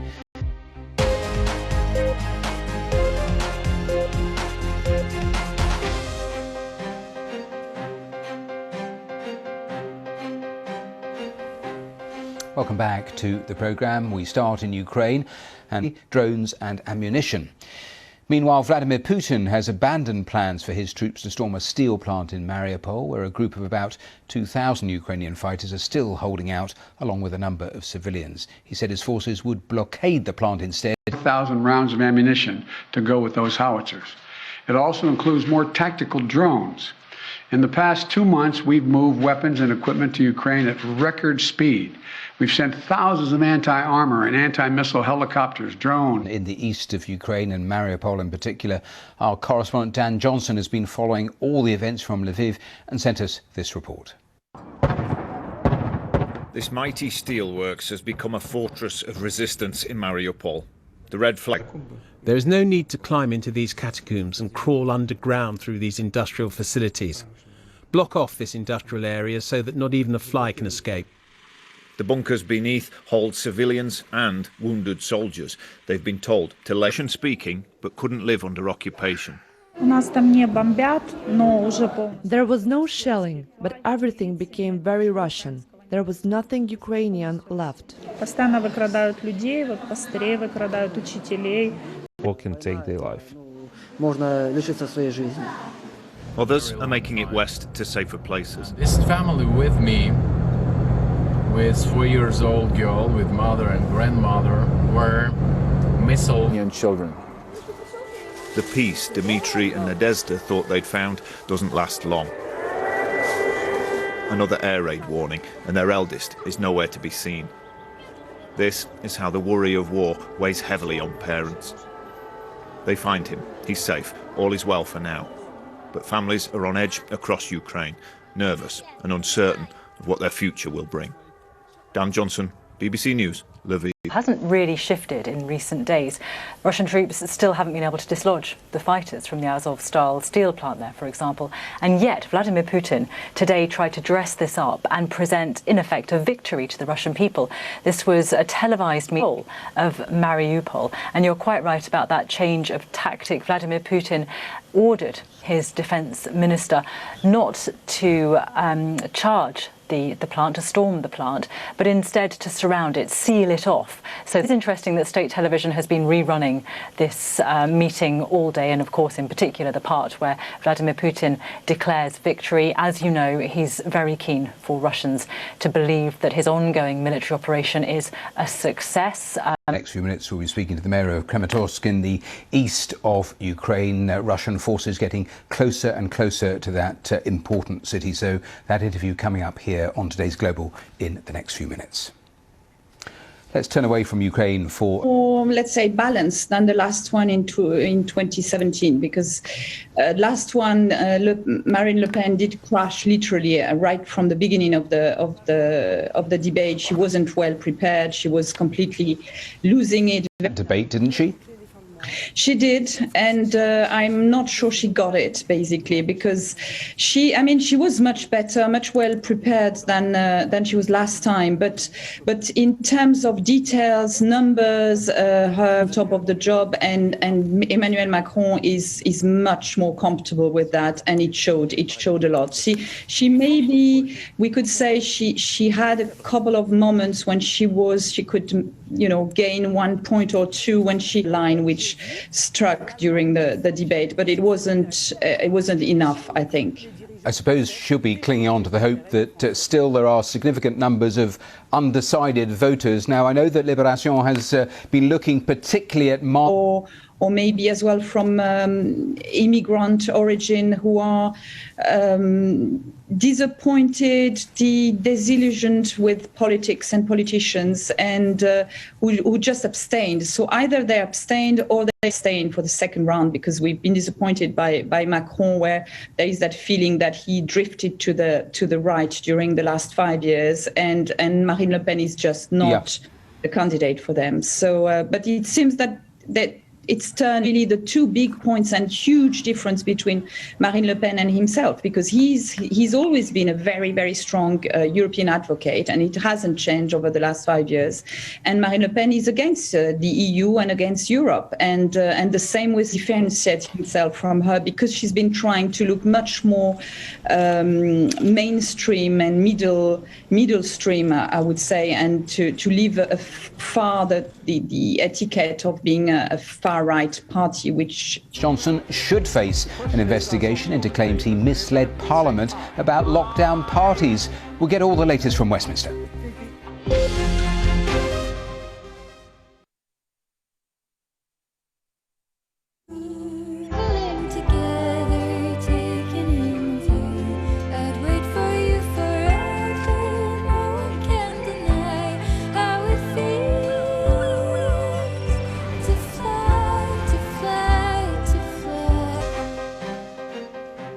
Welcome back to Today's Global on BBC World News. Let's turn to our main headlines. President Biden has announced an additional $800 million security assistance package for Ukraine.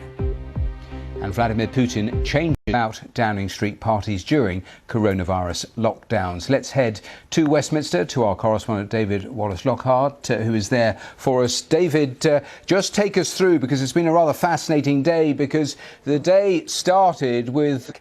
take us through how the day actually went.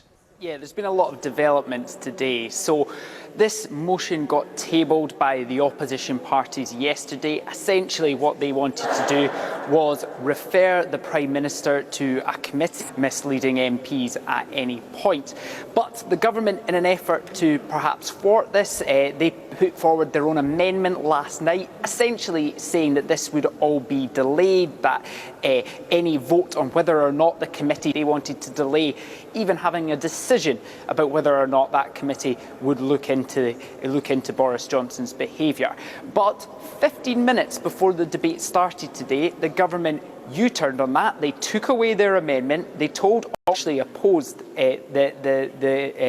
this decision being referred to the Privileges Committee, which is quite extraordinary. Now, Boris Johnson has said the reason he decided to take this approach, even though he's in India, he's been asked about it a lot today, and he said he didn't want to give off the impression he was trying to avoid any form of scrutiny. Yes. Now, a perhaps less sympathetic reading of what's happened would be that the government were worried, perhaps not about losing the vote, but about certain MPs not back.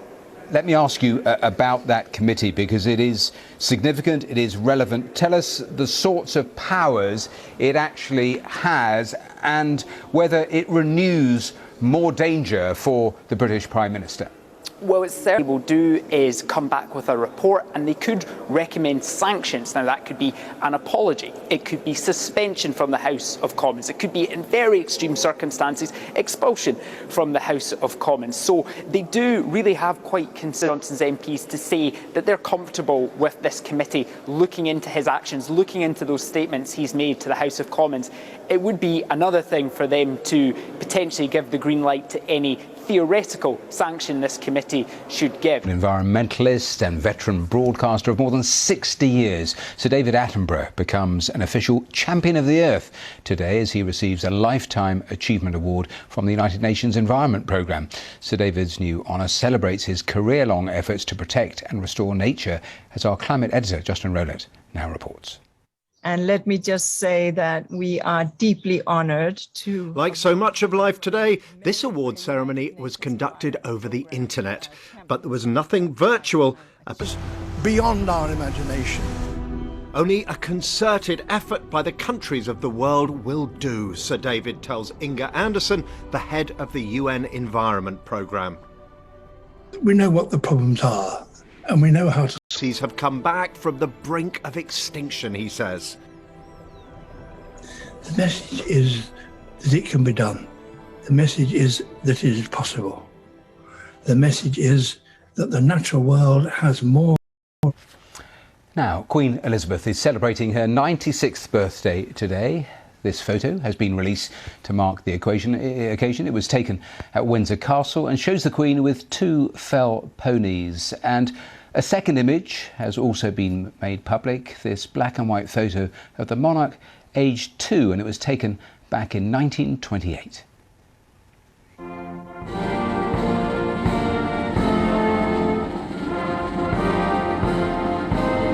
Salutes. It is a familiar view of Westminster Abbey, secure at ground level. But visitors are about to be offered a different perspective, way up high. My head at times, but we're promised the view at the top will be worth it.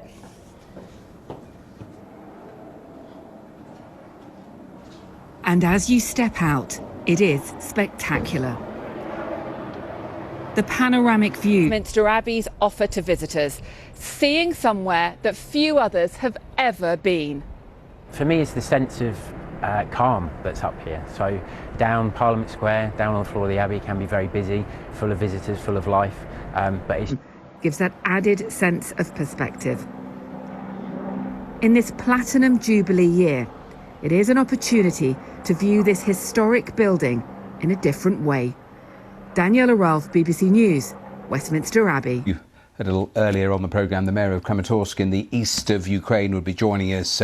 We haven't been able to raise the communication, so apologies for that. We still hope to talk to him a little later in our next edition of today's Global, obviously, Communications. Russian forces have made attempts to storm Mariupol's seaport and that steel plant we'd heard from Vladimir Putin that they weren't going to take. So we'll look at that again in our next edition as well here on the programme. Thanks for watching. See you in about half an hour's time.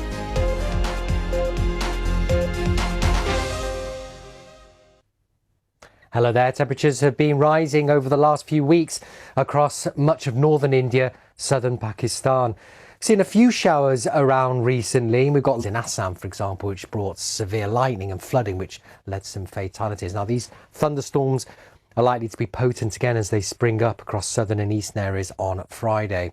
So an area of low pressure across the northern stans will bring some wet, windy weather. 21 in Kabul. As we head further south, it becomes much hotter. So we can see the low 40s there around the Delhi area and into central northern India too. Western Ghats, see plenty of sunshine, variable cloud. There will be a few showers around, but it's southern India, Sri Lanka.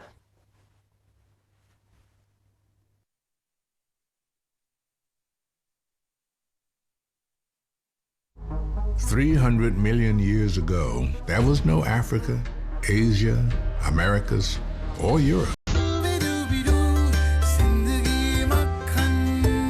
Almond butter.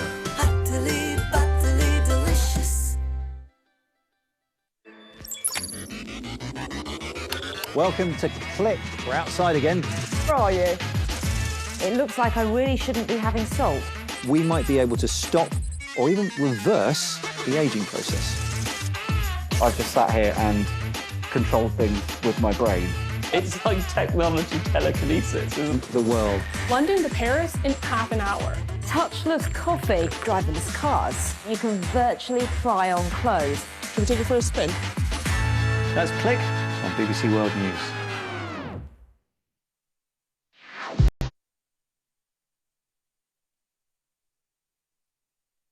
Hello, I'm Ross Atkins with Outside Source. This is the extraordinary story of climate change. Vaccines for Ukraine. Let's look at some of the international reaction. Tell us what you've been hearing. In practical terms, what does that mean? And let's just remind... This is BBC World News. Our main headlines here. President Biden has announced an additional $800 million of military help for Ukraine. President Biden says the aid includes heavy artillery weapons, ammunition and drones and will be sent directly to an approved inquiry into claims that the Prime Minister Boris Johnson misled Parliament about Downing Street parties during coronavirus lockdowns. And campaigning in the French presidential election is on its final stretch before Sunday's vote.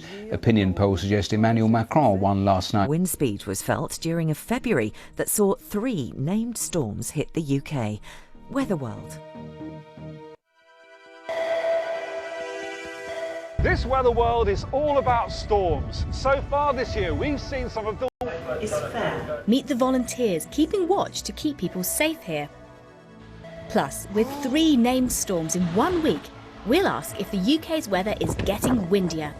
And I'll be finding out just how windy it is here today and looking... It's a surprise, but that's the most concerning factor, that we've gone from literally the southeast of Australia burning to literally the southeast of Australia flooding.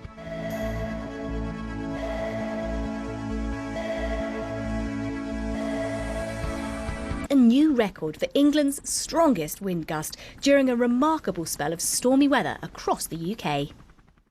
A driver's worst nightmare. Caught on dashcam, a lorry overturns in extreme winds in Oxfordshire during Storm Eunice. Another lucky escape in London, which was covered for the first time by a red weather warning. Falling trees caused damage and widespread travel disruption. Many people filming the storm's destruction for themselves. Oh my God, I caught that on video! Attracted thousands of new viewers. And here, on the coast of the Isle of Wight, almost invisible in the sea spray, a gust of 122 miles per hour became the strongest ever recorded in England. I've come inside the new battery here at the Needles now, where the National Coastwatch Institution conduct their vital work, keeping watch over the waters and the coastline here. Now, Annette, you're one of the volunteers here for the NCI, and you also live on the island as well. So what are your memories of that day? And across the rest of the island. And this is what Annette is talking about. A southwesterly wind has an unbroken path over hundreds of miles of open water over which it blows towards the Needles. Then, when the wind hits the cliff underneath the weather station, the rest of the island. Thank you so much, Annette. A little bit later in the programme, we'll be back from here to find out more about the vital work that's done by the NCI. Storms around the world now, and first another view of Storm Eunice, this time from reported. It's a new record for the month. To Australia now, where it's been another summer of extremes. From heat in the west as Perth endured its hottest summer, with more days over 35 degrees Celsius. Australia as a whole, rainfall was below average in February and March. Scientists say climate change is supercharging the atmosphere to produce more intense rain when it does fall, and what seems extreme now will become more like normal in the future. We have always been a land of extremes. You know, there's a famous poem here that Australia is a place of drought and flooding rains, and that's precisely what we've seen. So we do tip this seesaw fairly regularly, you know, maybe a couple of times in a decade. But the extremely wet conditions within a matter of a couple of years. But these events will look less extreme and more closer to normal because of how extreme future events will be. February in Madagascar, and Cyclone Batsarai is the second of Mozambique, with flooding rain spreading into neighbouring countries including Malawi. Madagascan Liva Riberison works for a charity helping people in the aftermath of the cyclones, which he says have had a devastating impact. And that changes people's perception about climate change. Scientists say although the frequency of storms here is not increasing, there has been an exponential growth in the most intense cyclones, and warmer ocean water may be changing their paths. There's a greater chance of those types of storms forming and moving in that particular path. And then if we look at Mozambique, it means a greater probability of storms being able to make landfall in southern regions of Mozambique rather than purely in the central regions of Mozambique. And I'm back inside the National Coast Watch Institution station here at the Needles on the Isle of Wight, and the views here are fantastic, I tell you. You can see right across the south coast of England, all the way to Anvil Head there, about 15 nautical miles away. And one person's tools to help us do that. We've got obviously binoculars. We've got radios, VHF radios, where we can listen to any emergency calls or what the routine traffic is going along. The weather is fair. They visit the Needles Park down below, and they all want to come up and have a look at the iconic view of the Needles. How windy is it out there today? At the moment it's blowing a force 6, which is approximately in the mid-20 knots range, so it's quite... I've had a gust near 44 miles an hour, and this is a cup anemometer. In fact, it's the same technology as at that weather station at the old battery down there. The wind blows into the cup, spins it around on the spindle, and from that you get just how windy.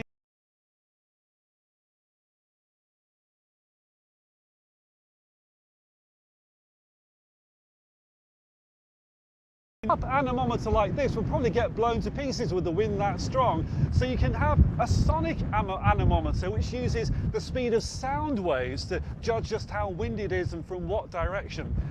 As clearly windy as it is here today, it makes a flash a mega flash. The changes in technology taking our understanding of lightning to new extremes.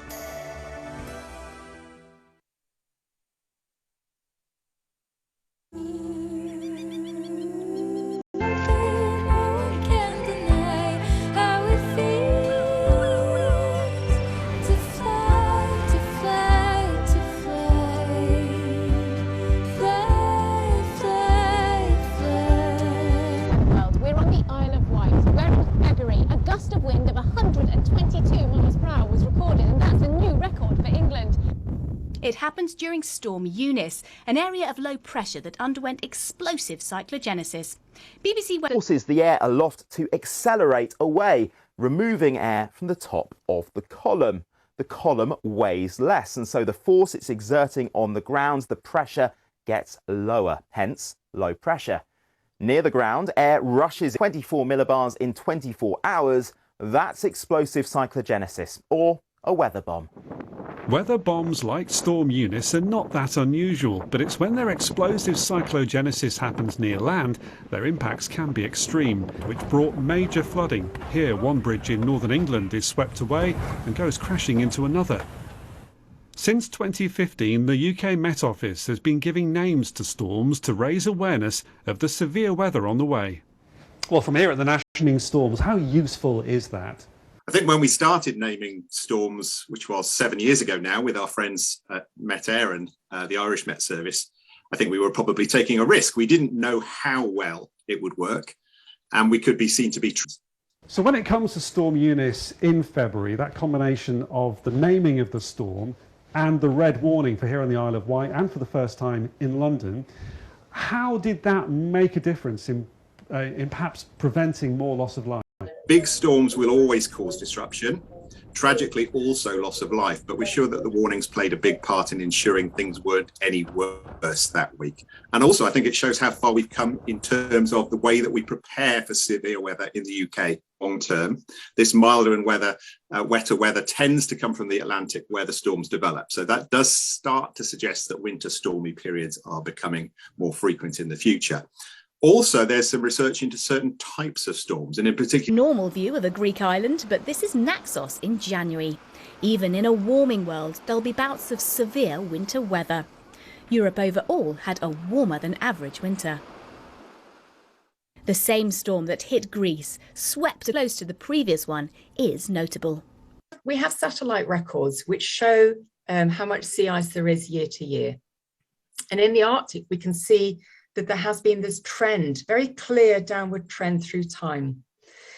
In the end, it was 2017. So within that record, it's very striking that we have these 2 years with exceptionally low concentrations. Whether this is a trend is too early to say, but it's absolutely something which we accept that do go back to greenhouse gas emissions. These are things that are open to study at the moment. We don't have answers yet. We can't give it definitive, but it's something which is really, really important to look at. Earth's polar extreme to limit warming, and there must be rapid, deep and immediate cuts in carbon dioxide emissions. Some government and business leaders are saying one thing but doing another. Simply put, they are lying. And the longest distance for a single flash, covering over 750 kilometres in the southern USA. These flashes were observed by new satellite technology, geostationary lightning mappers. Diala Zhang, who helped to verify. But it covers a large domain, North and South Americas and adjacent oceans. And it's a high-speed camera. So it takes a snapshot from above the thunderstorm, near infrared frequency. So whenever there is lightning in the cloud, the satellite sensor will see where it started and how it propagates in the cloud and where it ends.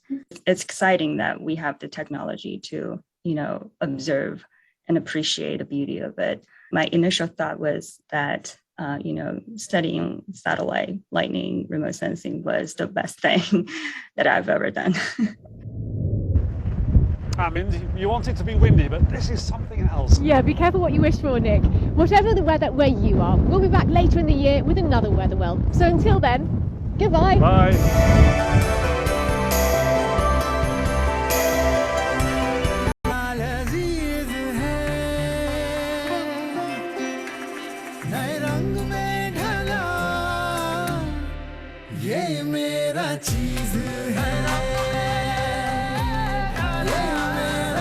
Unsettled weather likely across the southern quarter of South America, in fact, particularly for southern Chile, where we'll see windy weather with some snow over the higher ground. European continent is definitely one of two stories. Blocking area of high pressure to the north brings dry weather. Areas of low pressure sweeping in through the Mediterranean will bring wet, windy weather to Spain, Portugal and into southern France and Italy. During this weekend, temperatures will be below par, further snow over the flooding there. The Middle East looks pretty quiet this weekend. There will be one or two showers breaking out across the central western portions of Saudi. Otherwise, most places will remain settled with plenty of sunshine. South Asia will continue to see these thunderstorms brewing on Saturday. To the south of Australia will bring a lot of fine and settled weather here, turning quite hot across Western Australia.